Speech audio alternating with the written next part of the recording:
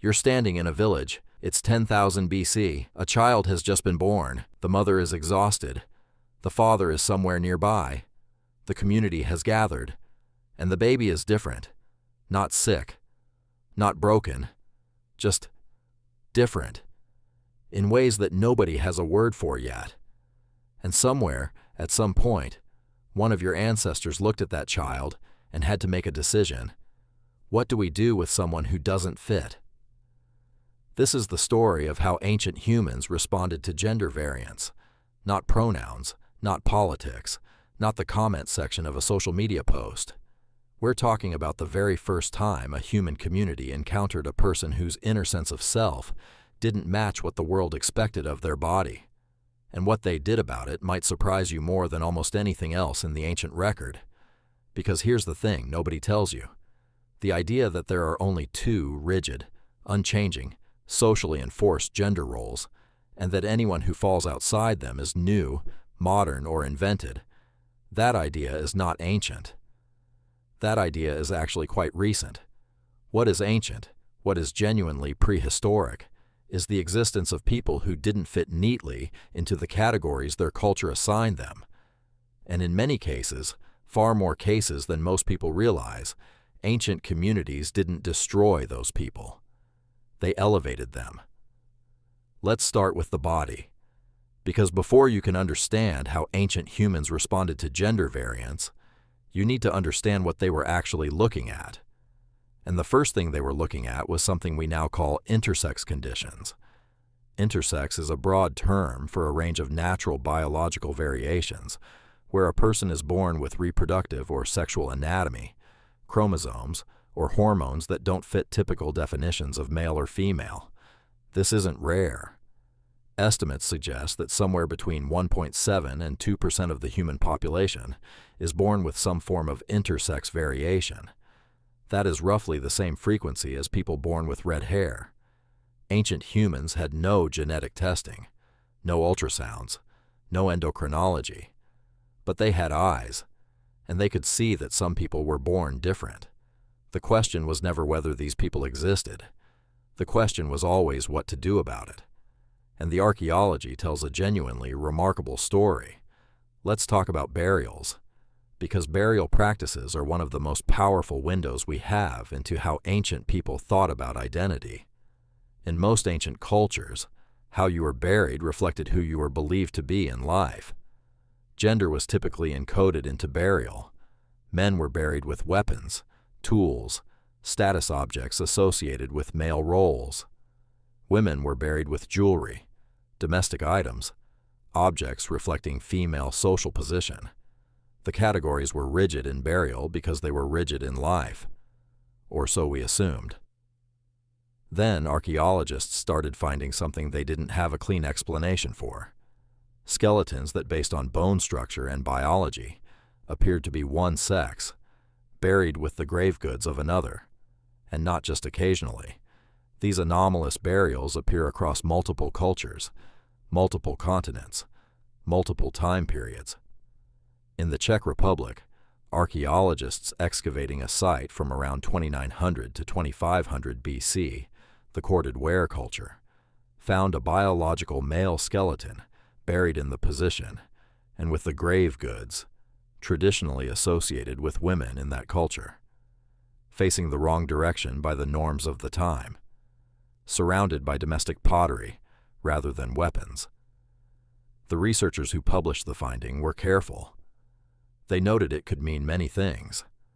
But one of the things it could mean, and the thing several anthropologists have argued it does mean, is that this individual was recognized by their community as occupying a gender role different from what their birth body suggested, and they were buried accordingly, with respect, with care, with the full ritual treatment their community gave to the dead.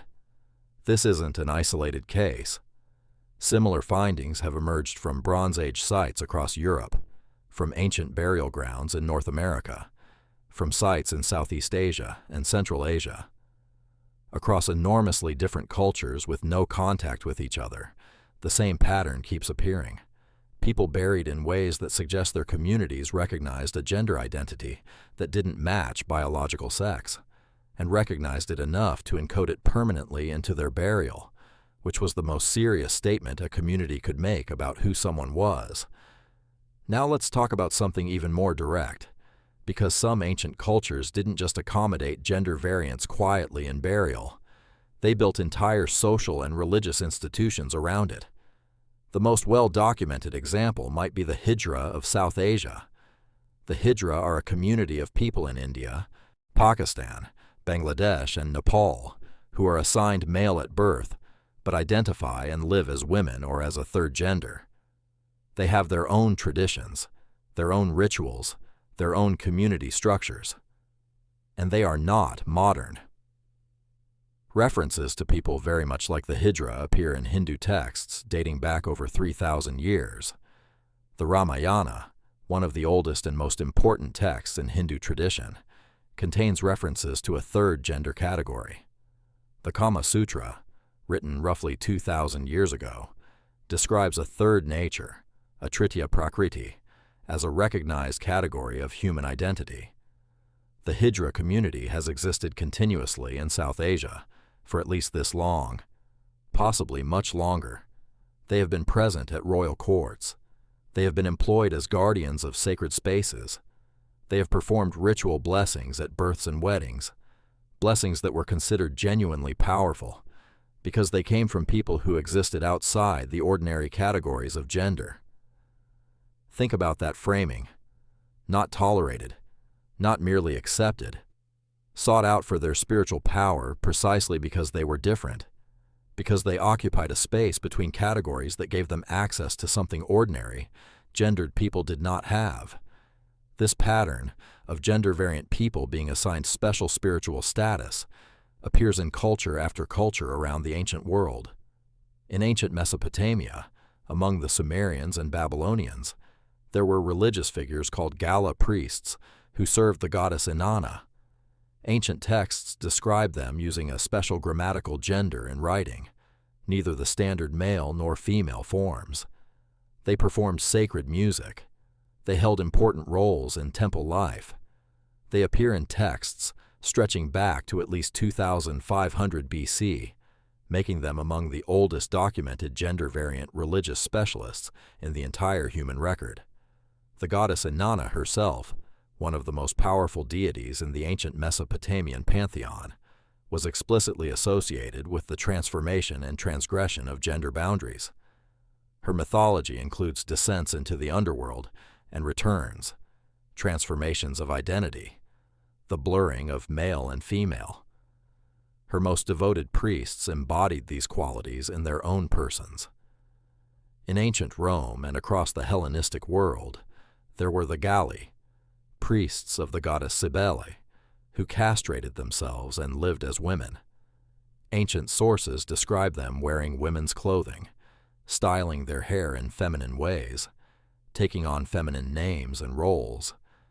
The Roman state had complicated feelings about them, simultaneously official recognition of their cult and social discomfort with their existence, which is honestly a tension that has not entirely disappeared from human history. But they were there, officially, publicly, for centuries. This was not hidden. Let's talk about the Americas, because the indigenous cultures of North America present some of the most sophisticated frameworks for gender variance that any human civilization has ever developed. Many Native American cultures recognized what anthropologists have called two-spirit people, though this is a modern umbrella term that covers a wide variety of specific traditions that varied enormously between nations. The Zuni people had a category called Lamana. The Navajo recognized a category called Nadlehi.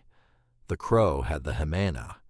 The specific roles varied, but across many of these traditions, people who were assigned one gender at birth but lived as another, or who occupied a space between genders, were recognized as having a particular spiritual gift. They could see from multiple perspectives. They could mediate between male and female worlds. They often took on roles as healers, mediators, advisors, spiritual specialists. The anthropological record on two-spirit people is extensive. European colonizers who encountered them were almost universally horrified. which tells you something important about the collision of worldviews happening in that moment.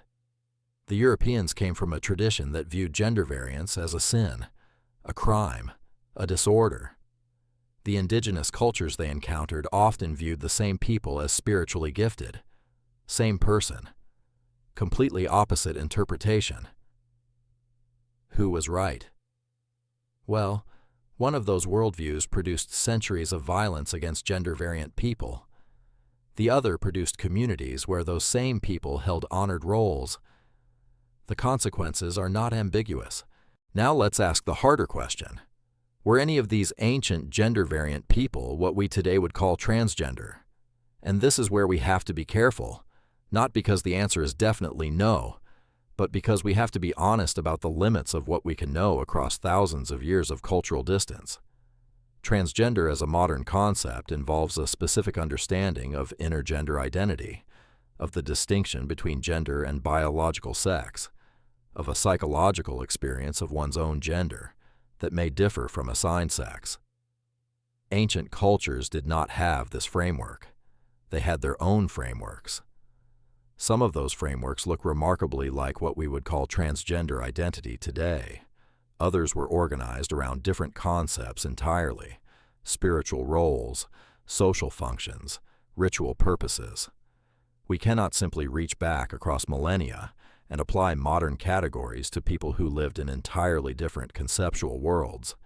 What we can say is this: people who were born into one biological sex and lived socially, spiritually, and ritually as a different gender, or as something entirely outside that binary, existed in ancient societies, were documented, were sometimes revered, were sometimes persecuted, were sometimes both at the same time. The persecution often intensified when monotheistic traditions that had less tolerance for gender ambiguity became dominant. The Roman Empire's conversion to Christianity in the 4th century AD was followed by increasing legal pressure against the Galli. Colonial Christian missions in the Americas worked actively to suppress two-spirit traditions. The historical record of persecution is real, and it is long. But so is the record of recognition. Here's the uncomfortable historical truth. The intense, organized, systematic persecution of gender-variant people is not the oldest human tradition. What is old, what runs deep through the ancient record, is a much more varied set of responses. Awe, curiosity, spiritual elevation, practical integration into community life. The rigid two-gender enforcement that many people assume is the default ancient human response turns out to be historically recent. It is not what the oldest evidence shows. The oldest evidence shows something far more complicated, and in many ways far more humane. So what did ancient humans do when a child was born different? The honest answer is that it depended entirely on when and where that child was born. In ancient Mesopotamia, 4,500 years ago, that child might have grown up to serve in the temple of Inanna, performing sacred rites that thousands came to witness. In a corded ware community in Central Europe, 4,500 years ago, that child might have been given a role in a burial that reflected how they actually lived. In a Native American nation before colonization, that child might have been recognized as someone the community needed, someone with a spiritual perspective and a social role that ordinary gendered people could not fill. In a medieval European town, under the jurisdiction of religious law, that same child might have faced something very different. The variable is not human nature. The variable is the framework the culture had for making sense of difference. What we do know is this: gender variance is not new. It is not modern. It is not invented. It is as old as the human species itself. It appears in every culture, on every continent, in every time period for which we have records. The people who experienced it were real. Their lives were real. Their communities had to decide what to do with them. And across an enormous range of those communities and those decisions, the answer was not erasure. The answer was recognition. There's something worth sitting with in that. The next time someone tells you that gender variance is a new idea, a modern invention, something that didn't exist until recently. You can tell them about the Gala Priests of ancient Sumer, singing hymns in their special grammatical gender, 3,000 years before the Common Era. You can tell them about the Lamana of the Zuni people, healers and mediators in a community that understood what they had. You can tell them about a skeleton in a Czech Republic burial site, lying in the wrong direction by the rules of their culture, surrounded by the grave goods of who they actually were, not hidden, not destroyed, just buried, with care, with respect, with the full weight of their community's recognition that this person deserved to rest as who they were. That's not a modern idea. That's one of the oldest ideas in the human story.